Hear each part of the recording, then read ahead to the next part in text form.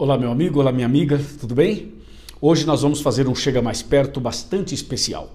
Já estou sentado aqui na minha cadeira, espero que você também esteja aí sentado, devidamente acomodado ou acomodada, porque nós vamos falar hoje sobre o dia da expiação. E eu convido você, portanto, a pegar a sua Bíblia e prestar bastante atenção aqui e abrir o seu coração, é claro, para a mensagem de hoje. Nós vamos começar lendo Levítico 23, versículos 26 até o 32, que diz assim: Disse mais o Senhor a Moisés: Mas aos 10 dias deste mês sétimo será o dia da expiação. Tereis santa convocação e afligireis a vossa alma e trareis oferta queimada ao Senhor. Agora 28. Nesse mesmo dia nenhuma obra fareis, porque é o dia da expiação, para fazer expiação por vós perante o Senhor, vosso Deus. Verso 29 agora, diz assim: Porque toda alma que nesse dia se não afligir, será eliminada do seu povo. Verso 30. Quem nesse dia fizer alguma obra, a esse eu destruirei do meio do seu povo. Verso 31. Nenhuma obra fareis, é estatuto perpétuo pelas vossas gerações, em todas as vossas moradas. 32. Sábado de descanso solene vos será, então afligireis a vossa alma aos 9 do mês, de uma tarde a outra tarde celebrareis o vosso sábado. Até aqui. Eu fiz uma leitura já grande e completa para facilitar nossa compreensão. Este assunto também aparece em Levítico capítulo 16 e aparece também em Apocalipse capítulo 11 e até mesmo em Ezequiel capítulo 40. Bom, nós vamos trabalhar, analisar e meditar basicamente em Levítico 23 e Levítico capítulo 16 também, sobre o dia da expiação. Vamos voltar um pouquinho no tempo, nos vídeos anteriores, nos temas anteriores, para relembrar que o santuário terrestre tinha o pátio, o lugar santo e o lugar santíssimo. No pátio tinha os sacrifícios, no lugar santo entrava o sacerdote e no santíssimo entrava o sumo sacerdote uma vez ao ano. O tema de hoje, sobre o dia da expiação, vamos nos concentrar basicamente no lugar santíssimo. Quando o sumo sacerdote ia entrar no santíssimo uma vez por ano, tinha que realizar algumas cerimônias muito curiosas. O sumo sacerdote tomava um banho especial, trocava suas vestes por uma roupa especial para aquele dia, exclusiva para aquele dia. Ele ficava uma semana de consagração, de oração, e entre essas orações de consagrações havia também jejum, e ele então se preparava para o dia da expiação.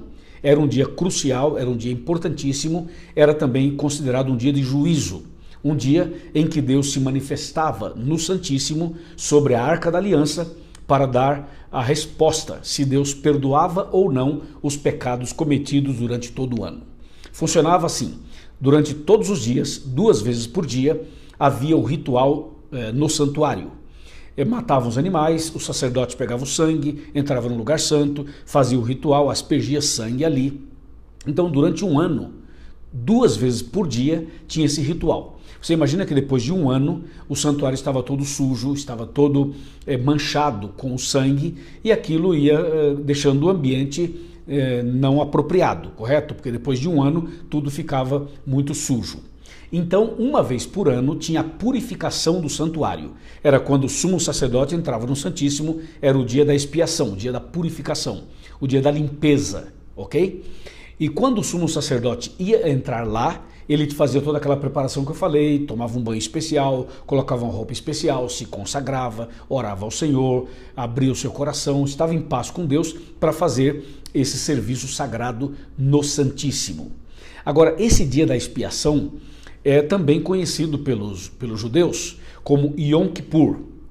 O Yom Kippur é uma expressão hebraica que tem um significado bastante interessante. A palavra Kippur, por exemplo, significa cobrir, perdoar, expiar. E é interessante que a palavra expiação, da língua hebraica, está relacionado ao que eu vou dizer agora: apagar a culpa de alguém por meio da substituição. Olha que curioso. Então, expiação significa apagar a culpa de alguém por meio da substituição. Esse era o dia da expiação, era o dia do perdão, era o dia da reconciliação, era o dia de um recomeço, era um dia de juízo, entendeu? E aí, além da preparação total do sumo sacerdote, uma vez por ano, ele também pegava 2 animais, 2 bodes, lançava sorte, e um desses bodes representava a Jesus e o outro representava Satanás. O bode que representava Satanás, ele era levado para o deserto e abandonado lá, representando o inimigo que vai ficar neste planeta preso durante 1000 anos, como diz Apocalipse 20. O outro bode era morto e o sumo sacerdote pegava o sangue desse bode, colocava numa vasilha e entrava no Santíssimo para fazer o ritual perante Deus, para pedir para Deus o perdão dos pecados das pessoas cometidos e confessados durante o ano todo. Entendeu? Aí quando o sumo sacerdote entrava lá, ele fazia esse ritual, Deus então se manifestava em forma de fogo, de fumaça, uma manifestação sobrenatural, ali o Shekinah, e Deus então trazia para as pessoas o perdão. Quando o sumo sacerdote saía lá de dentro, o povo estava em volta do santuário acampado, estava em oração, contrição, em comunhão, em jejum, porque era um dia de juízo. Entendeu? Aquelas pessoas estavam todas em oração, esperando a resposta de Deus. Aí o sumo sacerdote saía e dizia para as pessoas: atenção, meus amigos, atenção, povo querido. Deus se manifestou e Deus perdoou os nossos pecados. Então aquele povo começava uma festa, uma comemoração, porque tinham sido perdoados. Aí esse perdão era o momento em que eles viravam a página para começar um ano novo. E todo ano acontecia a mesma coisa. Agora, essa purificação do santuário começava pelo templo, ou seja, pelo santuário. Então eles limpavam o santuário, aquele sangue que ficava ali dentro, trocavam ali as cortinas, os carpetes, limpavam tudo, deixava tudo limpo para o próximo ano. Então começava a limpeza pelo templo. Depois, a limpeza e a purificação era do altar de incenso. Eles também limpavam ali o altar, purificavam tudo. E, claro, as pessoas. Quando as pessoas eram perdoadas, elas eram purificadas, eram abençoadas e eram renovadas. Entendeu? Então, esse era o dia da expiação, o dia da purificação, o dia da renovação. E assim, terminava aquele processo e eles então começavam o ano seguinte, todo o processo de novo, e todos os anos tinha essa mesma realização, esse mesmo ritual. Agora, é curioso o que a gente pode extrair disso daí. Sabe que Jesus, ele morreu na cruz. Quando ele morreu na cruz, o véu do santuário se rasgou em 2 partes, de alto a baixo, tremeu a terra, fenderam-se as rochas, o ritual do santuário acabou. Aí Jesus é sepultado, ressuscita ao 3º dia, depois de 40 dias Jesus volta para o céu, e de acordo com a Bíblia, Jesus entrou no santuário celestial, no lugar santo. E ele exerceria o seu ministério no lugar santo durante um bom período de tempo, até chegar o momento em que a profecia de Daniel 8,14 iria se cumprir. E aí Jesus sairia do lugar santo e passaria para o Santíssimo. Daniel 8,14 fala: até 2.300 tardes e manhãs, e o santuário celestial será purificado. Então, hoje, por exemplo, pela profecia, nós sabemos que Jesus já está no lugar santíssimo. E quando Jesus passou para o Santíssimo, Jesus iniciou essa purificação. A purificação do santuário celestial e a nossa purificação. Ou seja, Jesus iniciou uma obra de juízo. Começou a primeira fase do juízo final. Lembra que quando o sumo sacerdote entrava no Santíssimo aqui na terra, era um dia de juízo, era o Yom Kippur.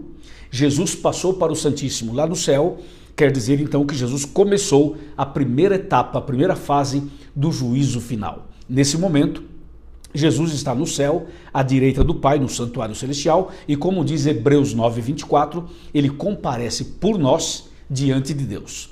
Jesus faz hoje por nós o que o sumo sacerdote fazia no lugar santíssimo do santuário terrestre.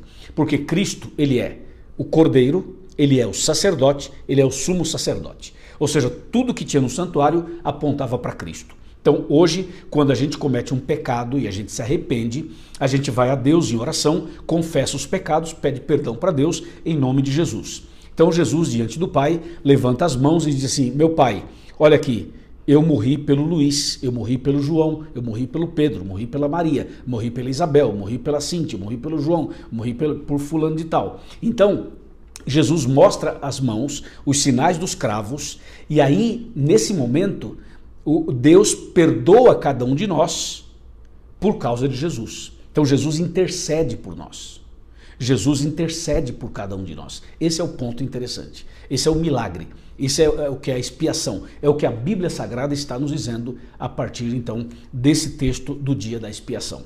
É tremendo, né? Vale a pena a gente confiar nesse Deus, vale a pena a gente servir a esse Deus, vale a pena a gente andar com Deus. Amém?